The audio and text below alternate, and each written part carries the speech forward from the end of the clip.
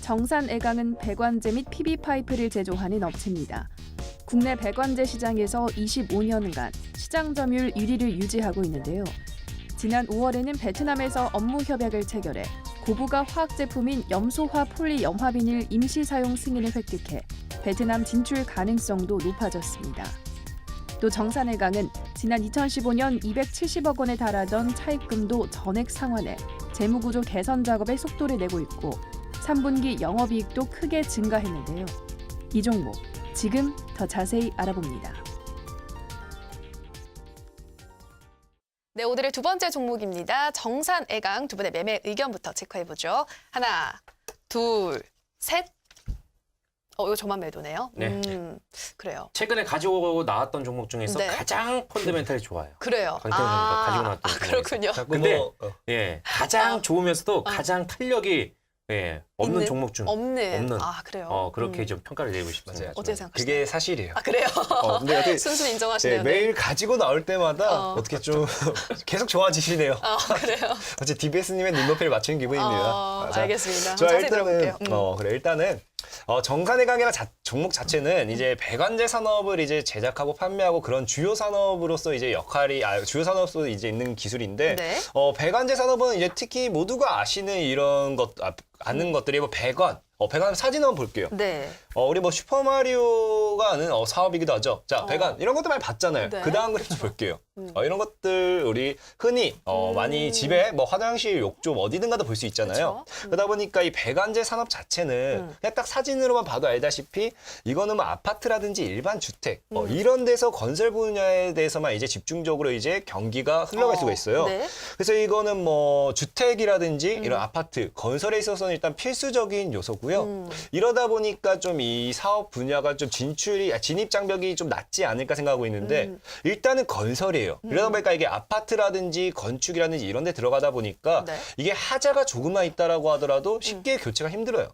만약에 아파트 어느 부분에 이게 싹 다 문제가 있다. 이걸 가는 데는 어마어마한 피해가 발생하거든요. 비용이 들고. 그러다 보니까 맞아요. 비용 드는 것도 사실이에요. 네. 그러다 보니까 이게 많은 분들이 오해하고 있는데 실제로는 진입 장벽이 엄청나게 높아요. 그래서 그래요. 우리나라에서도 본다라고 하면 프롬파스타라든지 현대이피라든지 몇 개 기업이 없습니다. 몇 개 기업이 없을 정도로 일단 진입 장벽이 높기 때문에 네. 기업 자체적으로도 너무나도 좋다라 볼 수 있고요. 네. 현재 일단 기업에 대해서는 좀 부정적인 부분이 있을 수도 있어요. 왜냐하면 이 정산애강이 현재 국내 시장의 40% 정도 점유율을 나타내고 있기 때문에 굉장히 좋다라 볼 수 있지만 네. 현재 우리가 알다시피 이게 아파트라든지 이제 이런 데 들어간다 했잖아요. 건축 자재. 그쵸. 그러다 보니까 이게 주택 경기와 이제 회사 실적에 연관이 되어 있어요. 그러네요. 근데 우리가 이미 주택이라든지 아파트라든지 우리나라는 이미 포화 상태예요. 네. 그러다 보니까 당연히 실적이 좋아지지도 않고 이런 부분에 의해서 어쩔 수 없이 이게 지금 현재 이 기업 자체에서도 얘기하는 게 네. 2020년이 오기 전까지는 실적이 더 이상 증가하기는 힘들다라고 발표를 했습니다. 이런 부분만 봤을 때는 정산애강이 솔직히 말하면은 이제 더 이상 기대해보기 힘들 수도 있어요. 네. 제가 이 기업적인 부분을 통해서 이 정산애강을 들고 온 이유는 최근에 이제 우리가 과거에도 있었던 게 있잖아요. 문재인 정부의 이제 신도시 재생 사업, 그쵸. 이제 뉴딜 정책이라고도 하죠. 네. 우리가 이제 그 사업 대상지 선정에서 그 중에 하나가 뭐냐면은 낙후된 지역 500군데에서 돈을 풀겠다라는 거예요. 그러니까 기존에 우리가 달동네라고도 하죠. 이런 그쵸. 동네라든지 이제 노후된 동네를 우리가 허무는 게 아니라 그것도 발전을 시키겠다라는 거예요. 그러니까 기존의 아파트라든지 건설이라든지 주택 이런 것들을 이제 노후된 시설을 교체해라라는 거거든요. 근데 말했다시피 이거는 거의 아파트가 지어질 때 들어간다든지 거의 초기에 들어가요. 그러다 보면 이게 한번 이제 교체된다라고 하면은 거의 싹 갈아버려야 되거든요. 근데 정산애강이 우리 국내에서도 이 40%의 점유율을 나타내다 보니까 이 사업이 이제 본격적으로 진행이 되고 시작이 된다라고 하면은 도시재생을 통한 뉴딜 정책 사업, 그로 인한 수혜가 일단은 굉장히 기대되는 종목이고요. 그렇군요. 그러다 보니까 일단 실적도 나쁘지 않아요. 실적도 나쁘지 않은데 실적 차트 한번 볼게요. 네. 일단 제가 실적이 나빠질 수도 있다 했지만 일단 최근에 들어서 영업이익이 흑자로 돌아섰습니다. 그러네요. 그런 이유가 또 뭐냐고 하면은 이제 망성적자였던 이제 도시관광 사업이 있거든요. 네. 그 부분을 없애버리고 축소시키고 이제 기본적으로 하고 있던 이런 배관 산업에 대해서 집중적으로 육성하고 있거든요. 그러다 보니까 이런 부분에서 이제 적자가 된 걸 떨궈내고 주요 사업을 더 크게 벌리고 있는 부분. 네. 그러다 보니까 일단 실적 계속 증가하고 있고요. 또 제가 더 좋게 보는 것 중에 하나가 이제 베트남 시장에 진출했어요. 베트남 시장. 네. 우리가 과거에 아실 거예요. 우리나라도 엄청나게 경제 발전했잖아요. 그렇죠. 이런 경제 발전을 할 수 있었던 이유가 과거 이제 박정희 대통령이 이제 고속도로를 이제 만들게 되고 이런 고속도로를 통해서 우리가 이제 달리게 되다 보니까 그렇죠. 뭐 이동 시간이 단축이 되고 그러면서 정말 뭐 경제가 계속해서 발전하고 건설도 엄청나게 발전했거든요. 네. 근데 지금은 우리나라가 건설이 멈춰 있는데 이 베트남 시장을 본다라고 하면은 얘가 그 도이모이라고 해요. 네. 그러니까 베트남어로는 새롭게 시작한다고 해서 이 도이모이 정책을 펼쳤거든요. 네. 그러면서 이때 정책에 들어왔던 게 도로를 개통하는 거예요. 도로를 이제 넣으면서 이제 교통 수단을 계속해서 발전시킵니다. 그러다 보니까 그 베트남이 계속 안 좋다 좀 그 안 좋은 이미지가 많은데 네. 베트남이 사실상으로 딱 까놓고 보면은 경제 발전이 정말로 급격하게 일어나고 있는 나라예요. 그래서 지금 특히나 지금 건설 붐이 일어나고 있는데 그래요. 건설 경기가 우리나라 같은 경우에 정체인데 베트남 시장은 지금 매년 10%가 거의 증가한다고 합니다. 이러다 보니까 이런 부분에 대해서 베트남 시장이 정말 건설 이런 시장들이 베트남 쪽에 역시 진출하고 싶어요.